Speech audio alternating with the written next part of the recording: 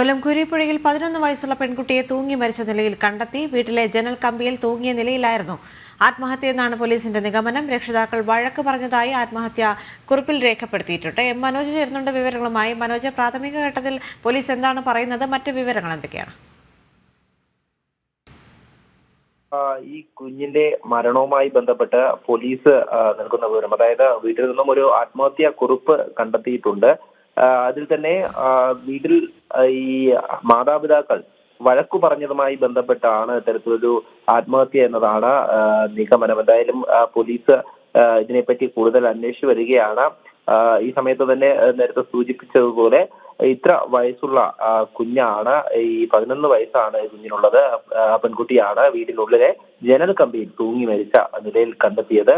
എന്തായാലും വീട്ടിൽ മറ്റാരും ഇല്ലാത്ത സമയത്തായിരുന്നു ഈ ആത്മഹത്യ.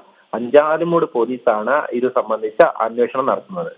മനോജ്, മരണത്തിൽ മറ്റ് ദുരൂഹതകളൊന്നും പോലീസ് സംശയിക്കുന്നില്ലല്ലോ ഈ ഒരു ഘട്ടത്തിൽ? പ്രാഥമികമായും ആത്മഹത്യ തന്നെ എന്നാണ് പോലീസിന്റെ നിഗമനം. എന്തായാലും ഈ ആത്മഹത്യാ കുറിപ്പ് കൂടെ കണ്ടെത്തിയ സാഹചര്യത്തിൽ ഇത് സംബന്ധിച്ച അന്വേഷണം കൂടെ നടത്തും. ശരി. കൊല്ലം കുരിപ്പുഴയിൽ 11 വയസ്സുള്ള പെൺകുട്ടിയെ തൂങ്ങി മരിച്ച നിലയിൽ കണ്ടെത്തി. വീട്ടിലെ ജനൽ കമ്പിയിൽ തൂങ്ങിയ നിലയിലായിരുന്നു മൃതദേഹം.